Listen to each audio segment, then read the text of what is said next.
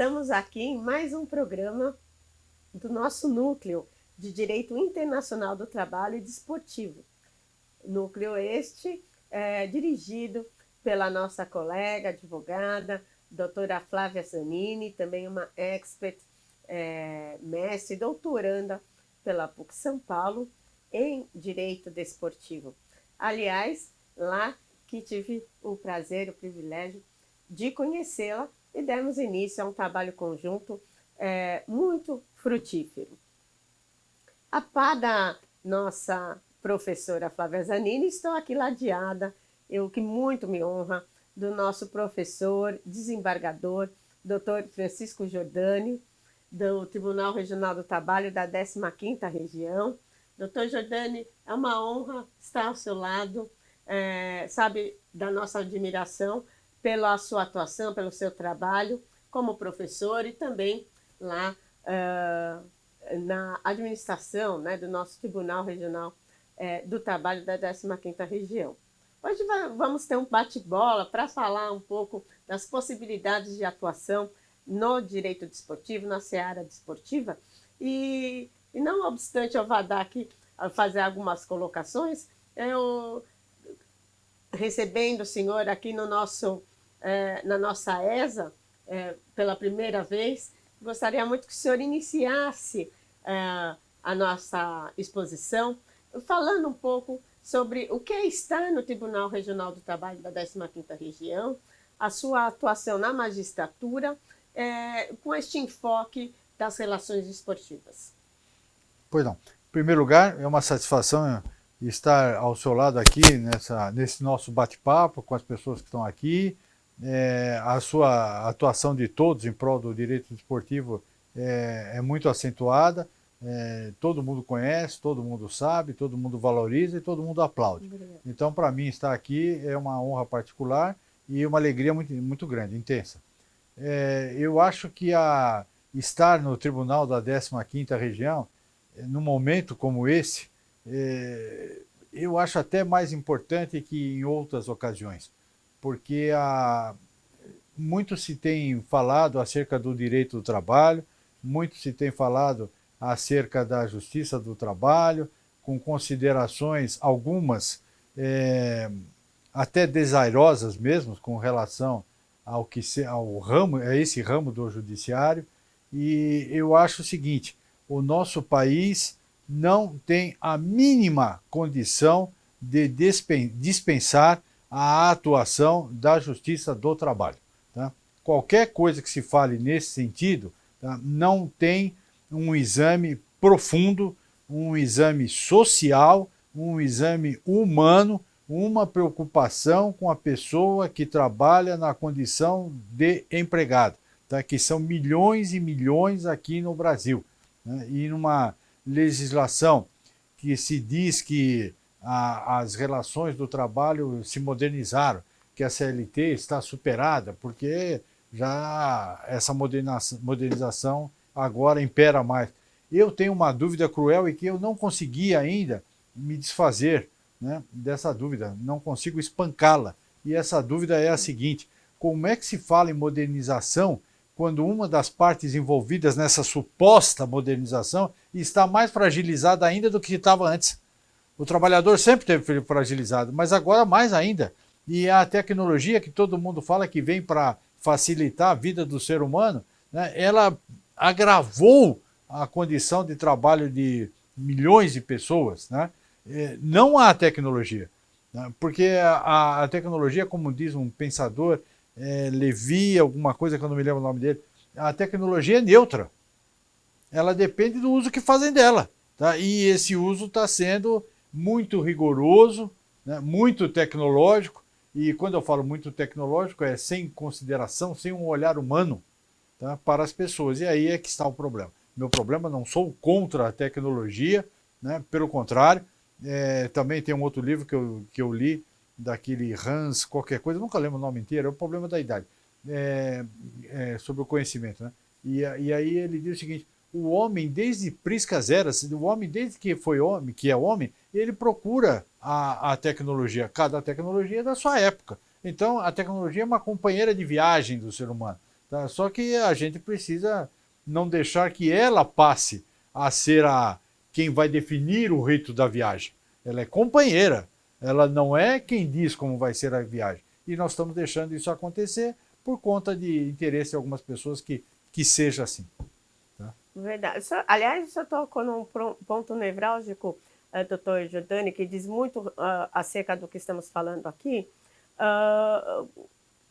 e que passa sobre as questões de competência da Justiça do Trabalho, no que se refere às relações desportivas. Dois pontos eu gostaria de abordar consigo. O primeiro é que nós já tínhamos visto em relação ao trabalho artístico e que também se aplica em relação ao trabalho artístico dos menores, né, das crianças e adolescentes, e que também se aplica aqui para os atletas mirins, nossos atletas mirins, que houve, vamos dizer, uma descontinuidade da competência da Justiça do Trabalho para este direcionamento para as varas de infância e juventude. Não obstante, inclusive, aqui no nosso TRT da 2ª Região, nós tivéssemos uma relação muito interessante com o Ministério Público, com o MPT, o que se deu também lá no Tribunal do Mato Grosso, no sentido de fazer um convênio e que o Tribunal Regional da 2ª Região tratava dessas questões mais afeitas ao trabalho dos artistas mirins e também dos nossos atletas mirins. Mas houve esse direcionamento, esse desvio de competência para as varas de infância e juventude. E, por exemplo, o caso do Ninho do Urubu, que é um caso muito emblemático, né? Então, logo houve aquela tragédia, né? Aquele acidente fatídico que ceifou a vida de muitos meninos, né?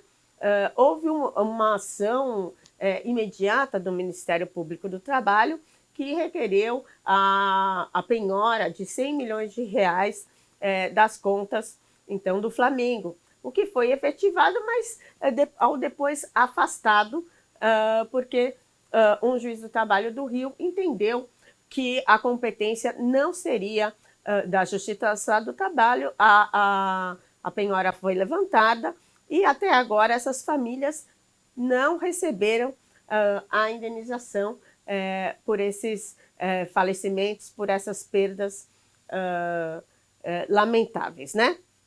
De outro lado, também vemos a questão da CNRD, né? Que é a Câmara Nacional de Resolução de Disputas, que atrai para si a competência em relação às relações desportivas, de trabalho desportiva, podendo, inclusive, aí, num sistema de arbitragem, outorgar, vamos dizer, quitações de relações de trabalho, de típicas relações de trabalho.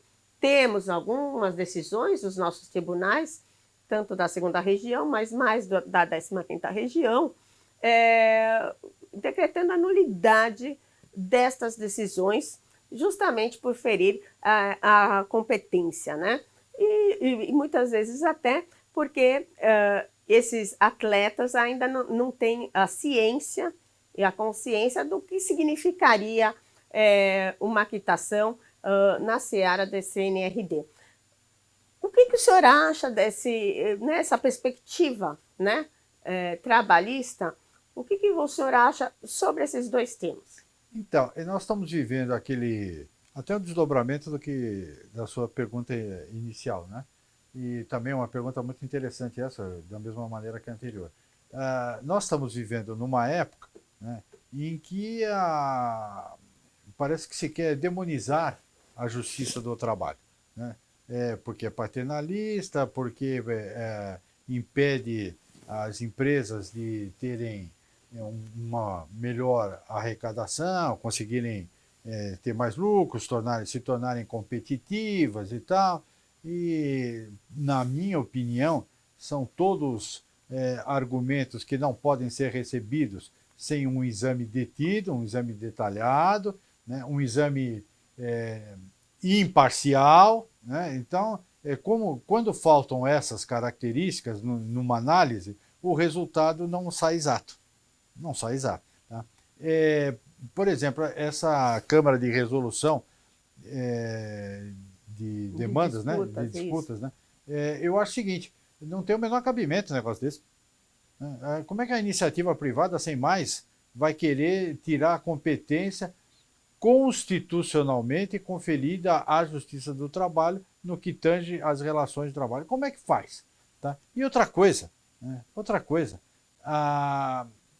Às vezes soa de uma maneira palatável a alguns ouvidos que os jogadores ganham somas astronômicas. Uhum. Tá? Então eles têm um staff todo à volta deles, então pode fazer as coisas e tal. Eu pergunto, quantos atletas estão nessas condições? Quantos atletas? A minoria, né?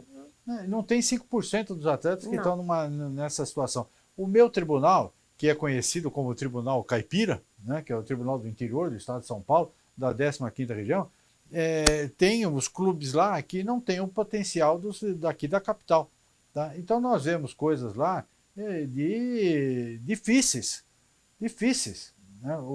Os atletas lá vivem em condições duras, de salários, todo salário é muito digno, tudo e tal, isso aí ninguém, quem trabalha com direito de trabalho, de saída tem que reconhecer isso. Mas salários reduzidos, que não dá para a pessoa... Até inferiores ao salário mínimo. Inferiores ao salário mínimo. E olha, tem coisas que... Uma vez eu participei, se me permite um parênteses, eu estava participando de uma reunião que estava se debatendo direito de trabalho. E disseram que um lugar lá num outro estado, algum clube começou por causa de concentração, que exigia muito concentração. Sabe o comentário que eu ouvi? Né? Pelo menos agora ele vai comer e dormir melhor. Na hora, eu falei, se for para levar a conversa por aí, eu não vou mais participar. Então, essas mentalidades, tá, elas parece que elas põem uma tábua que não impedem que a pessoa enxergue a realidade do atleta profissional de futebol no Brasil. É essa a questão. Tá? É essa a questão. E se nós somos operadores do direito do trabalho, seja o Ministério Público, seja o advogado, né, seja o juiz, é lógico que eu posso entender que naquele caso o indivíduo não tem direito ao que ele está postulando. Isso é normal, cada um vai ter o seu entendimento. Agora, o que eu acho inadmissível para quem é operador do direito do trabalho, ter conclusões contrárias ao direito do trabalho. Conclusões que limitem, que mitiguem o campo que a Constituição outorgou ao direito do trabalho, a centralidade que a Constituição outorgou ao direito do trabalho. E isso aí, infelizmente, está acontecendo em alguma medida em prejuízo da Justiça do Trabalho. Por isso que começam a ter esses poros, né? Abre-se poros e como se diz, né? Não há espaço vazio em lugar nenhum. Né? Então, quer se criar poros na Justiça do Trabalho, espaços vazios, abrir flancos na Justiça do Trabalho, vão encaminhando para outros lugares. Né?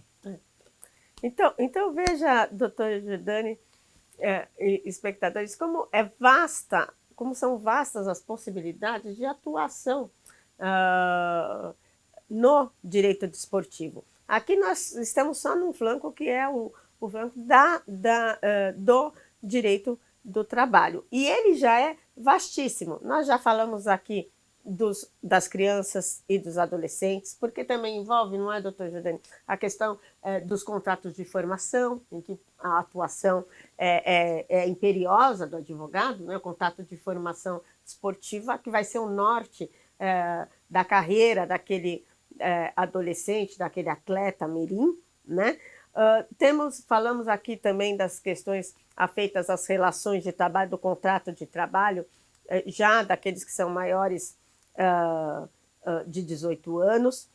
Temos também a questão das atletas mulheres, que também abre um campo de atuação vastíssimo, não é verdade? Quer dizer, nós vemos aqui questões e ações afeitas as mulheres das mais variáveis, desde as ligadas às questões de licença de maternidade, ao direito de gestação, que é um direito natural, não é verdade, é da maternidade, doutor Jordani, mas por incrível que pareça, apenas agora no século XXI nós temos uma normatização agora pela FIFA de 2021 das questões relativas à licença maternidade das jogadoras de futebol, isso no futebol, sem falar das outras atividades que estas ainda ainda carecem de normatização. São muitas as possibilidades de atuação e uma delas que eu também gostaria aqui de dividir com todos é a relativa ao doping, né? Que tem tudo a ver com o nosso direito do trabalho, porque por muitas vezes o atleta, quando vamos dizer, pego no doping, ele passa por uma via crucis para provar, quando é o caso, que ele não teve culpa, nenhuma responsabilidade naquele resultado do exame de doping. E isso pode ter desdobramentos bastante complexos e que vão acabar na Justiça do Trabalho, porque dizem respeito ao próprio direito ao trabalho, ao direito de atuação.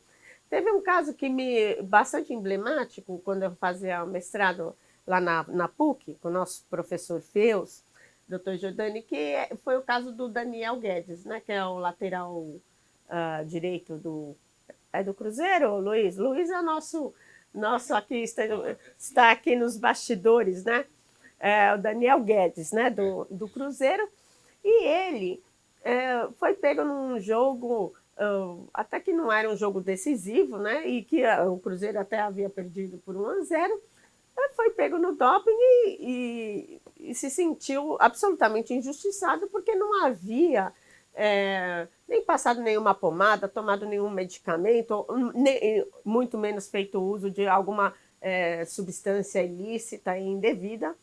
E ele teve, para provar aí a sua inocência, que gastar valores bastante significativos, algo da ordem de R$300 mil, porque se verificou que aquele resultado decorreu de um suco de graviola que ele havia tomado antes do jogo. E um suco de graviola que estava lá no CT, disponível, e que teria sido a única coisa diferente que ele teria consumido. O que ficou depois, mais tarde, realmente comprovado. Ele ficou quase um ano, salvo engano, afastado do trabalho, afastado das quadras, muito deprimido, mas ele tinha uma condição que ainda o permitiu contratar cientistas que fizeram todo um procedimento científico para provar que a substância estava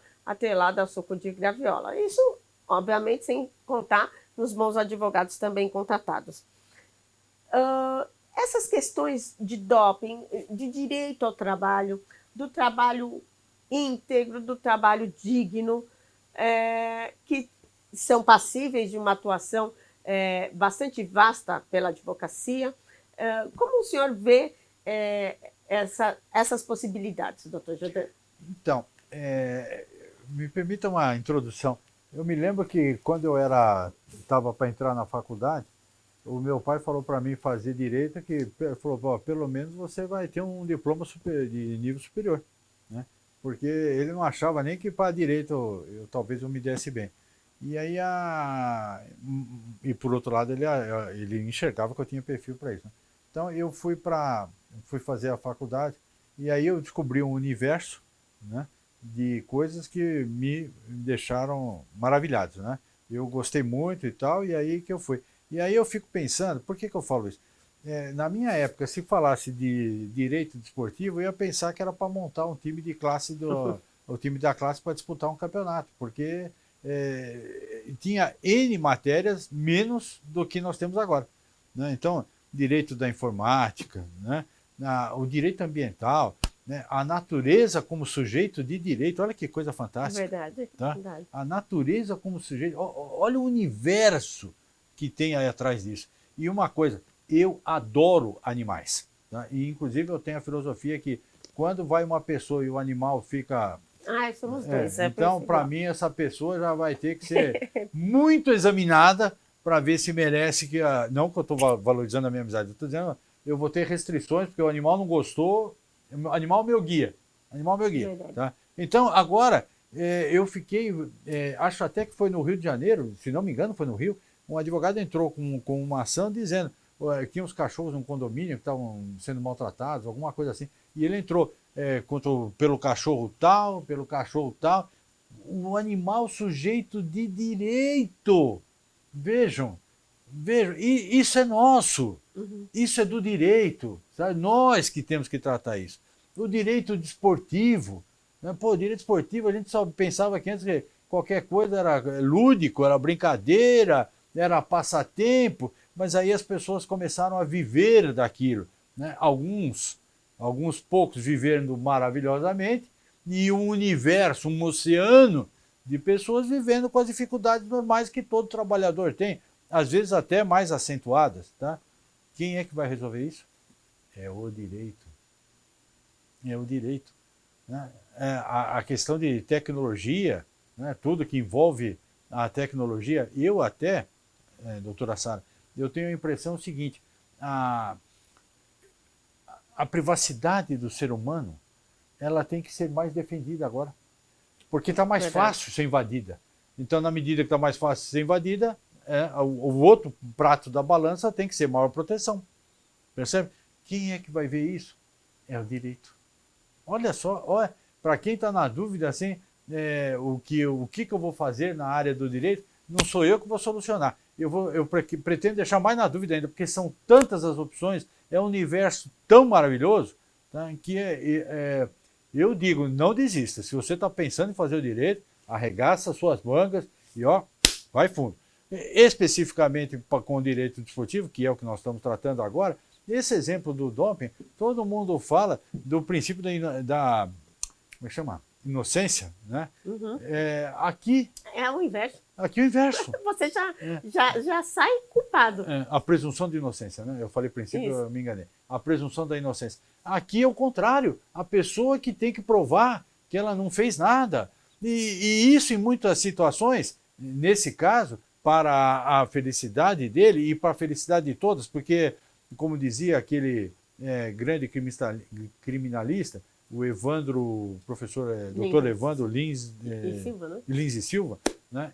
Como ele dizia, se uma pessoa for condenada injustamente, para que vale todo ou mais? Não pode se condenar uma pessoa. Então, uma pessoa que seja condenada injustamente por questão de doping, tá, é uma mácula que vai atingir a todos nós, tá? Todos que militamos. Tá? Então, ele teve essa felicidade. Agora, quantos não tem? Como é que eles vão provar? E outra, à medida que a pessoa é frágil, né, vulnerável, sob o aspecto de responder pelas coisas de que é acusada, tá, a injustiça é mais flagrante, né, chega às vias da crueldade. Verdade. Tá? E tudo isso é o direito que tem que resolver. Então, desculpem falar, as outras áreas do saber, né, as outras áreas do saber, e tem uma que tem muita rixa, não vou falar qual é, porque vai desagradar muita pessoa, mas tem uma que tem muita rixa com o direito, tá? Eu sempre respondo o seguinte: o direito tem uma coisa que revolta as pessoas de outros segmentos de alguns outros segmentos contra ele. O direito pensa no ser humano. Verdade. Hoje é um pecado pensar no ser humano, pelo amor de Deus. Mas quem quer pensar no ser humano, tá, vai entrar na casa certa se atravessar a porta do direito. Não. Verdade, verdade. Não, eu concordo plenamente.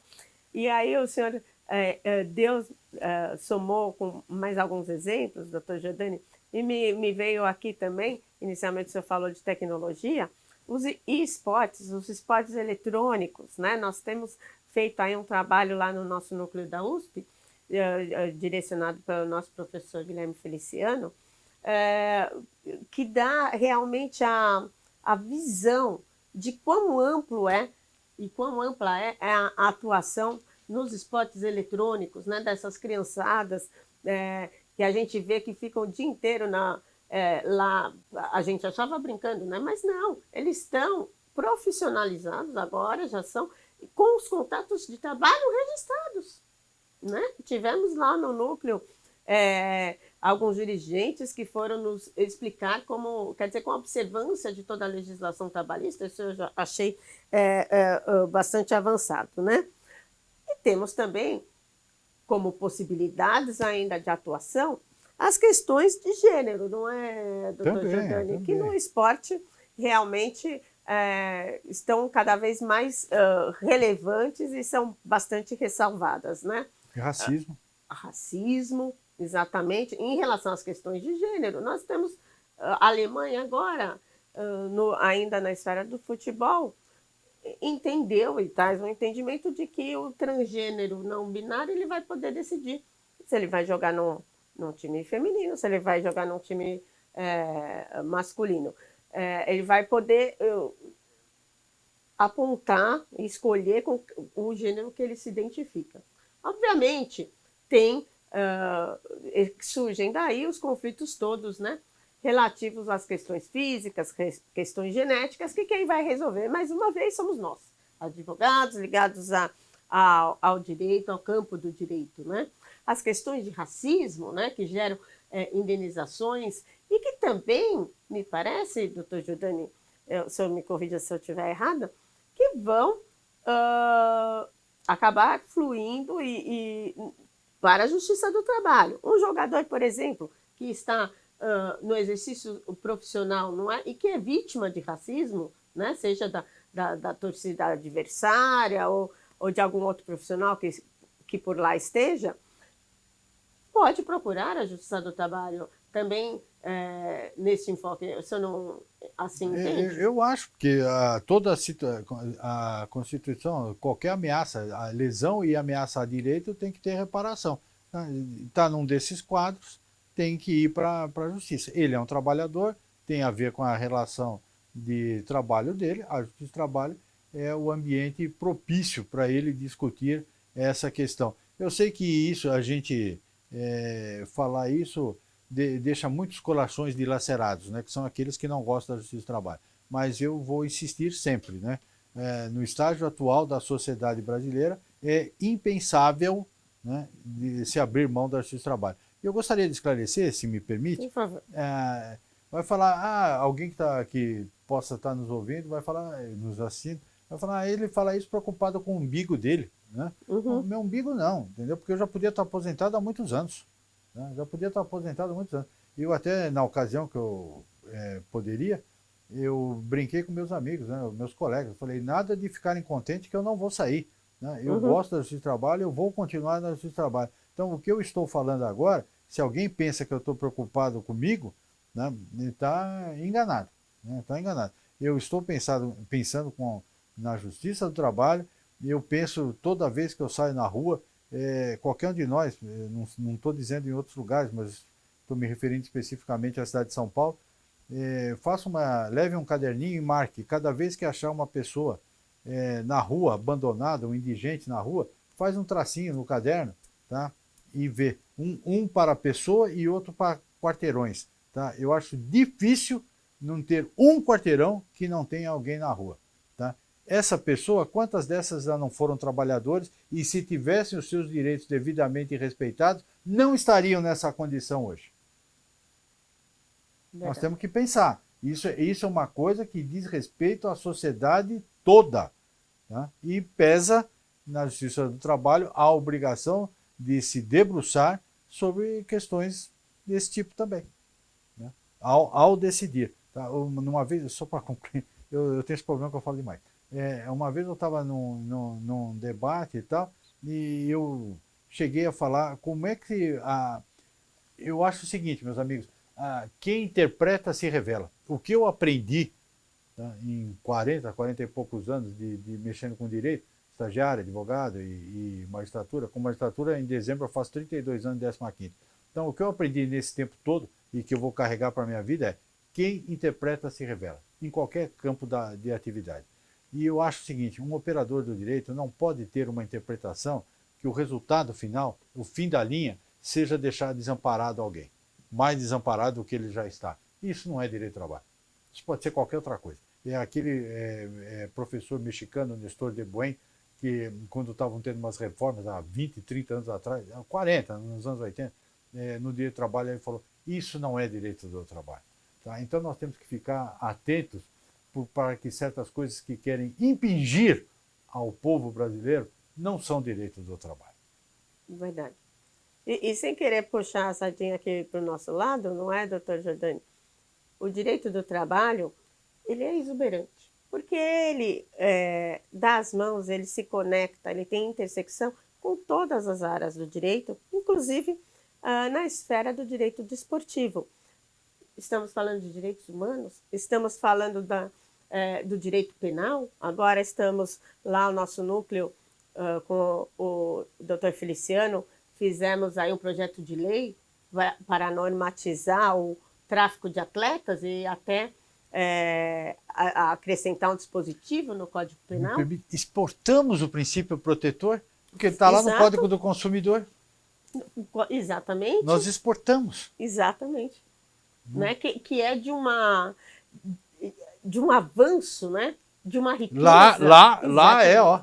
No direito do consumidor, princípio protetor é legal. No direito do trabalho é um entrave. Gozado. E é importante que se entenda também que quando aqui estamos falando do direito de trabalho, de albergar direitos, a gente não está falando só do trabalhador. Até para o próprio empregador é de suma importância que haja justiça do trabalho, porque ele estará seguro, segurança né? O bom jurídica, empregador, segurança jurídica, né?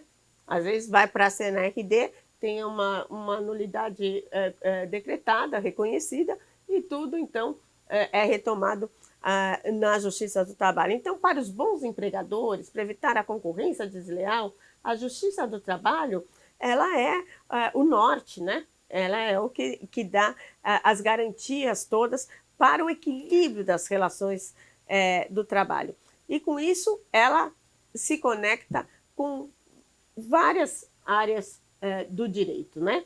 E do direito desportivo, inclusive, daí que eu, particularmente, recomendo, de fato, a atuação no direito desportivo, inclusive para aqueles que atuam também na Justiça do Trabalho. Claro, claro.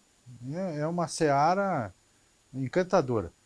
Como nós estamos aqui em São Paulo, nós vamos falar, nós poderíamos ser bandeirantes.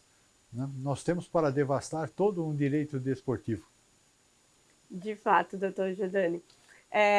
Bom, eu quero agradecer muito a oportunidade, a nossa professora Flávia, de estar aqui lado a lado com o professor Jordani, a quem eu tanto admiro, com quem eu tanto aprendo e que me deu tanta força já no primeiro momento, quando eu iniciei na área do direito desportivo, onde estou muito feliz, né?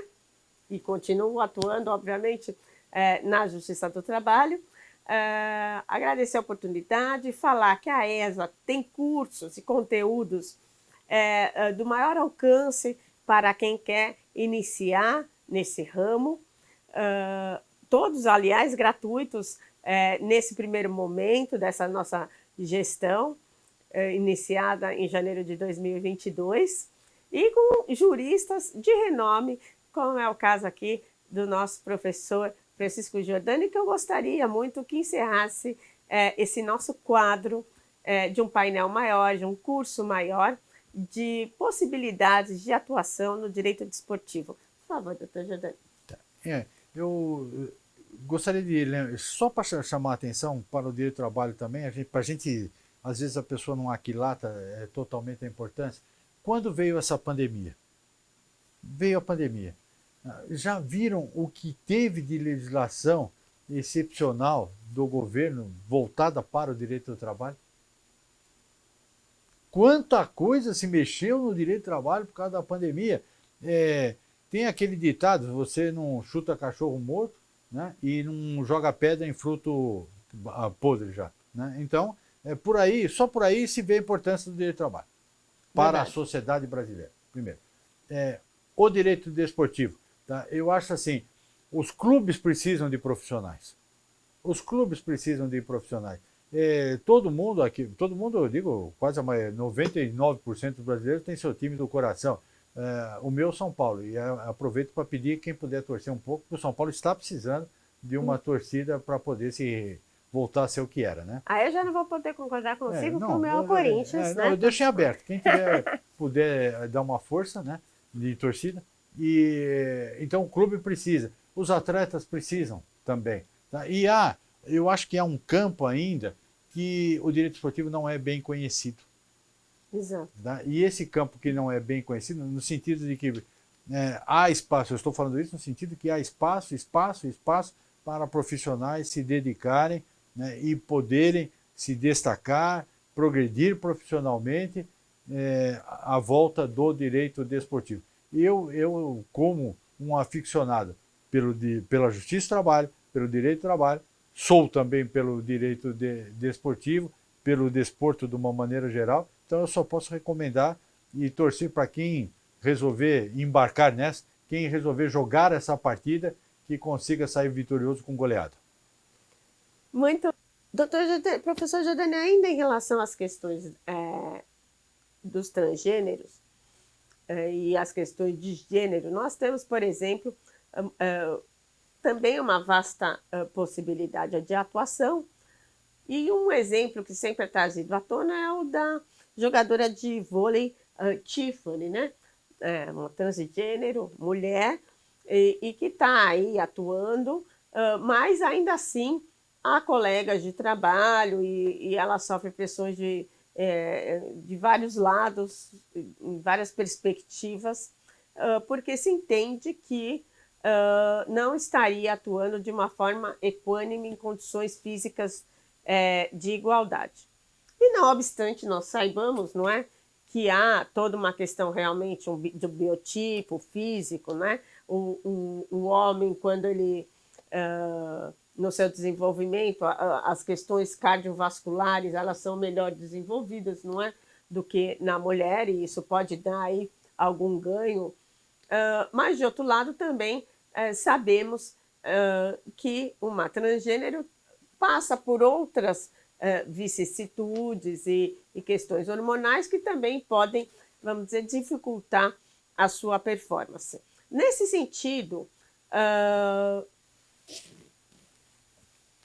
na Alemanha já falei que no futebol haverá uma possibilidade de escolha, se a transgênero vai participar no time masculino ou no time feminino.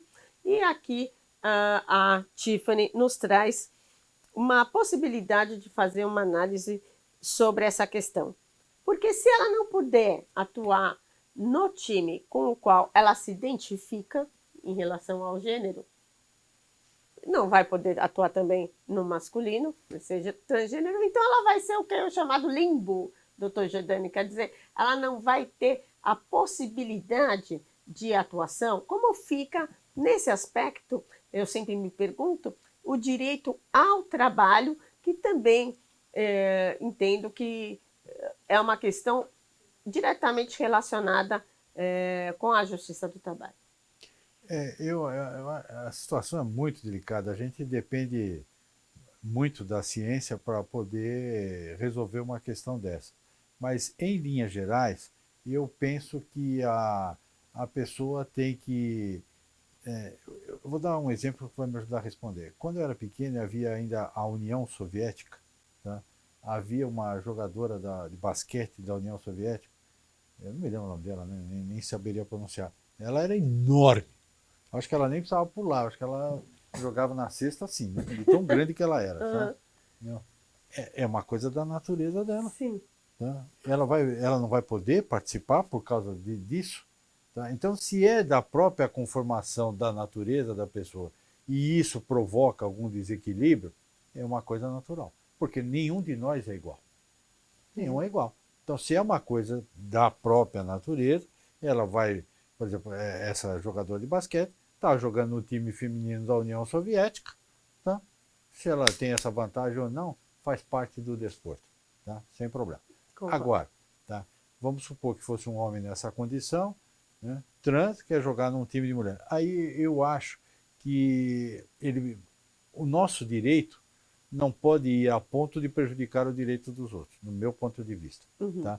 Se você põe, você veja, num esporte, em todos os esportes, mas vamos dar um exemplo no esporte coletivo, uma pessoa que numa equipe ela vai desequilibrar, tá? Vai prejudicar todos os outros que estão na outra equipe. E eu, talvez por ser mais velho, eu tenho dificuldades de trabalhar com isso. Tá? Então, se é da própria natureza e ela está tirando, pode ter benefícios ou dificuldades e tal, mas dentro do sexo correspondente ao dela que ela está participando, é inquestionável, ninguém pode fazer nada. Tá? Ninguém pode fazer nada. Agora, se ela, por conta de uma situação física, é transgênero, eu acho que isso é muito mais acentuado quando é um homem que quer disputar esportes com as mulheres. Tá? Porque a Constituição, como você falou, ela é diferente. Né? A Constituição física não é o ser humano em si. Né? Não é a alma que é diferente. É a Constituição física. Veja, entre os próprios homens há diferença. Normalmente quem joga bola são os menores. Né? Os atacantes são menores. Os atacantes, geralmente, não é sempre. Os defensores são aqueles caras de 2 metros que vão lá para trás, né, e jogam na defesa. Isso é da natureza, ninguém discute. Agora, você pega um homem, ainda que seja o menor, vai jogar futebol num time feminino, a condição dele é diferente. Ah, mas é inclusão social. Mas inclusão não pode redundar em exclusão para os outros. A gente tem que ter, como os latinos diziam, né, em médio virtus. Alguns pensam que é pomada, não é. Tá? É sim procurar a virtude está no meio. Então é isso que a gente tem que procurar. Então, em resumo, eu acho isso. Se corresponde à natureza da pessoa e ela está disputando as coisas que ela traz com ela de vantagens, tudo e tal, ninguém pode discutir que faz parte do desporto. Agora, se vai para um outro lado e isso provoca um desequilíbrio, a gente não pode, quando a gente fala em justiça, a gente não pode olhar a injustiça como a lua numa das suas fases. A gente tem que olhar a justiça na lua cheia. Tá? Então você não pode falar injustiça para um se você vai provocar injustiça para os outros.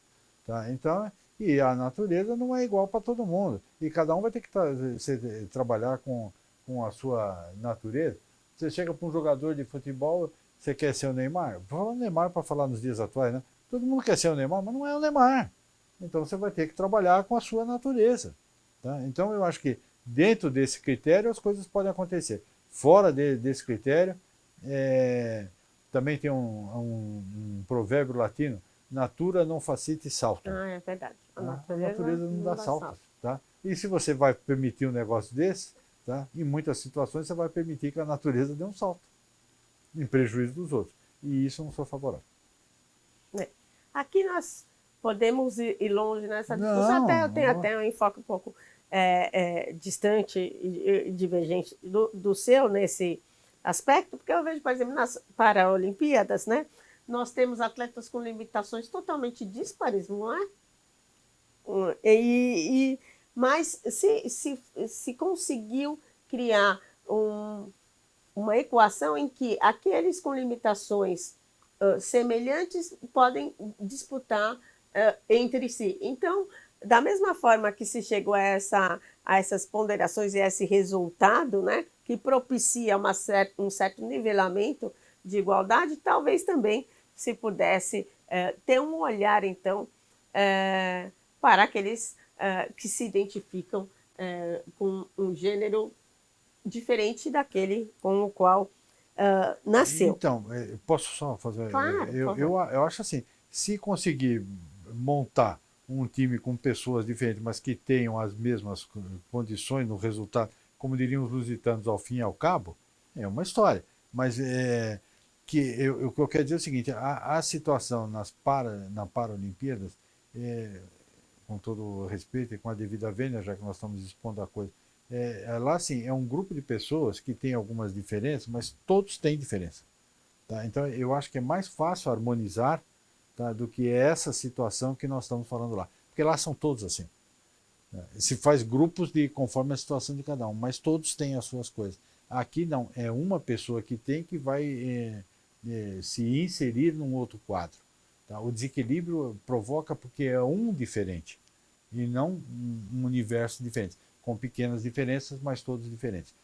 Veja, eu não quero fechar. Não, é uma ponderação. Acho que temos que escrever um artigo sobre isso, doutor Não, veja, pelo amor de Deus, eu não quero nem sou uma autoridade sobre isso, eu estou dando um ponto de vista de um cara leigo, né, tecnicamente, cientificamente falando, nessas coisas.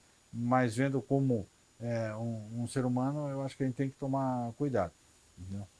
E ainda nessa perspectiva de inclusão, né, do esporte como forma de inclusão e como direito ao trabalho, também me vem essa questão ainda do doping, né? E nós temos nossa colega Flávia Zanini teve na sua conclusão de mestrado uma obra de bastante significativa e que nos fez pensar, né, que traz o caso da nadadora Rebeca Guzmão, que foi banida do esporte, né? Porque quando se fala em doping no esporte, estamos falando de uma verdadeira pena de morte, porque impossibilita a atuação daquela pessoa não só no esporte específico praticado, como por exemplo da Rebeca, mas em toda a esfera do direito desportivo, porque ela não poderia nadar de forma competitiva, mas também não poderia ser treinadora, não poderia atuar como árbitra em nenhuma vertente deste esporte que era o norte de vida para ela até então. Do ponto de vista do diálogo das fontes, como o senhor sempre nos traz, principalmente nossa perspectiva humana do direito do trabalho e constitucional, obviamente, como se houver essa questão do doping e da vedação do direito elementar e natural ao trabalho. É uma coisa curiosa, né? Eu tenho aquele ditado ditado, um provérbiozinho que fala que as mesmas mãos que afagam são as que apedrejam, né? O esporte que é feito para unir, né, para manter as pessoas em união, para um congraçamento dos seres, né, ele acaba tendo a outra mão ao isolar, né, ao isolar completamente uma pessoa.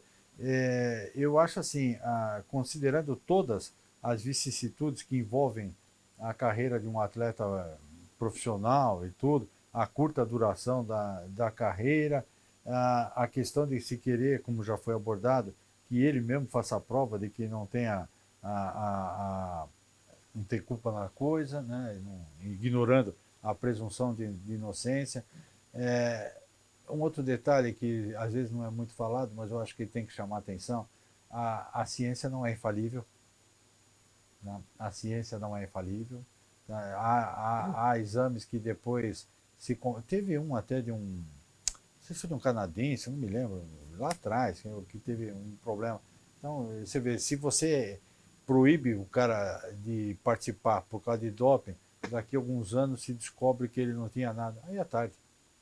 Aí é tarde. Tá? Então, Como o suco de graviola, né? Que nós estamos... exatamente, aí é tarde. Então eu acho assim, o esporte tem que continuar com o seu olhar de unir as pessoas. Tá? E às vezes alguém que tenha doping, ele precisa mais de ajuda do que de condenação. de fato. Né? Ele precisa mais de ajuda do que de condenação. Coisas da vida que também acontecem no esporte.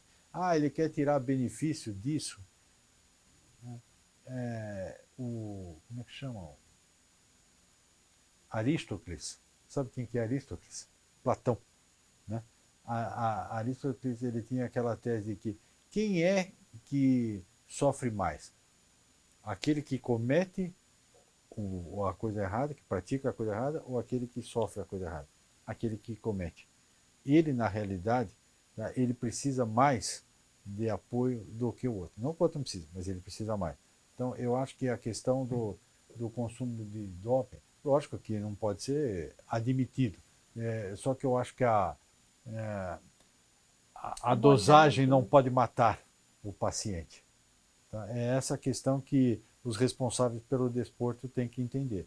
Porque você não pode querer manter a lisura da competição às custas da vida das pessoas. É essa a equação que tem que ser resolvida. Muito importante isso, essa sua colocação, doutor Giordani. E ainda aqui, para falar de possibilidades de atuação, na esfera desportiva, no direito do trabalho, nós temos tantas as questões de assédio moral e assédio sexual, não é no trabalho, nas relações desportivas, que são sempre muito, vamos dizer, enfáticas, exigem um resultado rápido, né? A pressão nessas relações desportivas, sobretudo também no contrato de formação, ela se faz muito presente, também é uma área de importante atuação. As questões de acidente de trabalho e de doenças ocupacionais, nós vemos, não é incomum vermos jogadores de futebol ou em outras, ou de vôlei ou de basquete, que por causa de questões de impacto, né, acabam precocemente impossibilitados de continuar a trabalhar, e clubes, empregadores que não observam os requisitos mínimos do contrato, inclusive em questões de seguro, não é? Acidentes de trabalho fatal, como foi o caso do nosso próprio Ayrton Senna, que depois ninguém mais falou sobre nada, né? É até curioso que a gente não sabe mais de quem foi a culpa ou não foi a culpa, se tem processo, se não há, enfim. E são questões que não podemos dizer que sejam questões particulares, porque elas são de interesse de todos nós, até para minimizarmos, na verdade, os riscos dessas modalidades esportivas. Eu acho assim, posso falar? Por favor. Eu acho assim, com relação, começar rapidamente sobre a categoria de base, a questão da... eu participei de vários eventos em que se discutia a questão da categoria de base. A gente sabe que nós estamos vivendo a época do maniqueísmo aqui, né? Ou é A ou é B, não tem o meio termo, né? Então, não pode ter até menos da idade e tal, né? Ou não pode ter, ficar alojado em clube, não pode ser isso, não pode ser aquilo, tá? Eu fiel àquela teoria do in medio virtus, né? Tá? Eu acho que a gente é mais fácil proibir do que fiscalizar. Então não pode jogar, não pode estar lá, não Isso é pode fazer bom. nada. Não? Então fica mais fácil. Eu acho o seguinte, tem que dar chance para as crianças. Há todos os riscos que todo mundo sabe, que se fala de abuso com relação às crianças, tudo e tal. Tá? Eu acho o seguinte, é obrigação de todos, que está na Constituição, a proteção das crianças. Tá? Não é obrigação só do Estado, é obrigação de todo mundo. Então, o Ministério Público tem que fiscalizar, o pessoal do trabalho tem que fiscalizar, os pais têm que fiscalizar, as escolas têm que fiscalizar, todo mundo tem que fiscalizar. Todo mundo. Agora, não proíba, porque você está cortando um sonho de uma criança. Tá? Não proíba. Eu acho que tem que ter uma fiscalização severa. As dependências eu acho que tem que ter até aquelas visitas de sopetão Sim. no centro de criança, vai gente da federação, as federações de futebol tem que fiscalizar, todo mundo tem que Sindicatos, a fiscalizar. sociedade. Todos, a sociedade inteira tem que fiscalizar, mas tem que permitir. Tá? Até porque ele pode ficar na casa dele o dia inteiro a criança, depois sai uma hora e acontece uma infelicidade.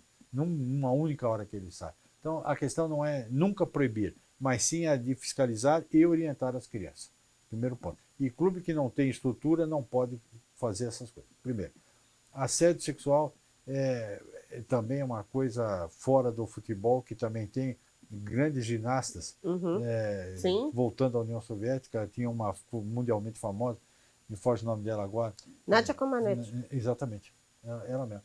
Então tem. Então, foi a primeira nota 10, né, da nossa ginástica olímpica, realmente fantástico. Então é um absurdo. E agora a seleção dos Estados Unidos, também das ginastas americanas, que foram décadas abusadas. Então vejam, a gente não pode atribuir a um povo essa questão do ser humano. Não é um povo, é um ser humano. Por isso que eu digo, a fiscalização tem que existir sempre. Tá? Porque onde há ser humano, há risco de ter alguém fora da linha. Né? Tá? Então tem que fiscalizar. Tá? E é um risco sério. Assédio moral no futebol, eu acho que é uma coisa, no esporte, mas no futebol é uma coisa muito séria por causa da cobrança de resultados. Tá? Eu acho que a linha divisória do respeito à dignidade da pessoa, ela é constantemente ultrapassada no desporto. E se o atleta, coitado, não for um atleta de renome, a situação dele de ser vítima de assédio moral é muito maior. tá? Então é uma coisa que precisa tomar muito cuidado. Acidente de trabalho, tá? O atleta está lá num treino, aliás o TST já reconheceu uma situação dessa com um clube de futebol. No treino, o jogador se contundiu, né, de um dos estados do sul, de um time de um dos estados do sul do país, o atleta se contundiu, nunca mais pode jogar. Quem é que vai responder por isso? Tá? É, dentro da justiça do trabalho, né, continuando a dilacerar certos corações, dentro da justiça do trabalho, é que vai se discutir essa questão e, como eu disse, o TST já reconheceu a responsabilidade do clube. Né? Ele é o empregador, quem assume os riscos da atividade é o empregador. Né? Então, é uma coisa preocupante. Né? E outra, nós precisamos tomar cuidado, porque no ser humano a questão das microlesões. A gente vai tendo Verdade. pequenas lesões e a gente acha que a gente De fato. passou a dor, você já está recuperado. E ela não está. E essas Uhum. microlesões, ao final de um período de vida, parece que elas se juntam todas e provocam um estrago na pessoa. Então, o atleta tem que ser bem tratado. Tem que ser bem tratado. E eu acho que se é uma questão para se discutir, o atleta para hoje, jogou muitos anos, tá? Parou hoje, vai apresentar uns sintomas lá adiante. Quem é que vai responder por isso? Exato. Ou não se responde mais? Então eu acho que tem Como no muita caso dos coisa pugilistas, né, que se descobriu da pancada. as bancadas, os impactos, né, mas e que sabemos hoje que não se atém apenas aos pugilistas, também no futebol e em Teve um outras. jogador que foi, se não me engano, do São Paulo, que jogou na seleção brasileira, eu não vou lembrar o nome, e parece que tinha essa questão, que ele teve um mal que se atribuiu a uma outra doença mais específica, que eu não sei o nome, mas porque veja, a bola hoje, ela com a tecnologia, até nisso, facilita que a bola tenha uma outra conformação. Mas eu me lembro das bolas antigamente, né? Hum, Acho que um menino franzino não levantava uma bola, porque é aquele couro, aquela coisa toda, né? Então, pesado, né? imagine, o cara passa a vida dele lá cabeceando e tal, isso pode ter problema. Eu até acho que deve ter tido muito problema desse, como dizem, os antigos falavam, esse Brasilzão, né? Porque nós temos vários Brasis aqui dentro, deve ter tido muito problema desse tipo, mas não se constatou. Mas o que eu quero dizer há que se tomar muito cuidado com a integridade física e a integridade psíquica de quem trabalha, quem vive do desporto profissional, tá? Sobre os mais variados aspectos. Tá? Isso não significa limitações, isso significa cuidado. E quando a gente fala em cuidado, a gente tem que lembrar que cuidado é, hoje em dia, reconhecido como um valor jurídico. O cuidado também é um guia na interpretação de uma questão posta a julgamento. De fato, doutor Jordani. E também algo que eu não quero deixar escapar, aproveitar a sua presença, que também de importante atuação da advocacia na esfera desportiva, mas que pouco se fala, é o direito coletivo, né, doutor Jordani? O direito coletivo no desporto ele está raso ainda. Né? Está incipiente. Eu acho gozado. A gente, em Portugal, né, eu vou dar o exemplo logo de cara de Portugal, porque eu sou filho de português. Né, então eu tenho que. Pá, Portugal. O exemplo de Portugal. Lá é atuante. Na Espanha, né, os sindicatos atletas, atuante, eles fazem os acordos, lá não é. Eles têm uma denominação diferente, mas o que corresponde à nossa convenção coletiva lá, eles têm e é eficaz e tem muitos pontos que no desporto tem uma palavra mágica. Né? Tem uma palavra do desporto que me remete aos gibis que eu gostava de ler quando era pequenininho, o Mandrake, né? Que era o mágico. Né? Então, no desporto tem uma palavra mágica. Qual é essa palavra mágica? Especificidade. Então, você joga tudo, né, do desporto que é diferente na especificidade. E quer se usar essa palavra para justificar tudo que acontece de diferente do desporto. Também não pode ser assim. Tá? Uhum. Não pode ser assim. Tá? Então, eu acho assim, nós temos que olhar as questões do desporto, por que essas questões não são reguladas por meio do direito coletivo do trabalho, de convenções coletivas do trabalho. Pois é. Não quer sair da Europa? Vai para a Argentina. Há uma resistência. Né? Né? Vai para a Argentina. Tá? E olha, na Argentina, se tiver problema com o clube, os jogadores podem parar depois. Lá é uma coisa mais acentuada. E eu acho assim, Por exemplo, a Lei Pelé tem lá os acréscimos remuneratórios, né, que é uma figura que foi criada lá. E como é que funciona? Por meio de convenção coletiva poderia ser estabelecido. Então, eu acho que é preciso encontrar um meio de dar uma incrementada nas negociações coletivas, no direito coletivo do trabalho no nosso país. Nós não podemos ser só campeões várias vezes do mundo na prática. Nós também temos que ser na aplicação jurídica da coisa. De fato, até estou me lembrando aqui acho que foi o Figueirense, salvo engano, que uma certa feita decidiu aí fazer uma greve, né, em campo, justamente porque estava há meses sem receber salários, né? Salário, e a torcida não entendeu num primeiro momento, mas sem salário a pessoa não sobrevive, né? Ela é despejada, né? É um problema da greve atualmente, né? Não é verdade? Às vezes outros trabalhadores, ao invés de apoiarem os trabalhadores que estão em greve, sentindo-se que poderia acontecer com eles aquilo lá, como o trabalho incomoda, a greve incomoda, por exemplo, uma greve de transportes. Né? Um outro trabalhador de outra atividade, ele deveria entender a greve de transportes, mas ele mesmo critica. Então, os jogadores dos outros clubes deveriam se unir aos jogadores desse clube para que isso parasse lá, cessasse lá e não acontecesse com os demais também. Concordo. Obrigada, e encerramos aqui mais um programa do nosso Núcleo de Direito Internacional do Trabalho e Desportivo.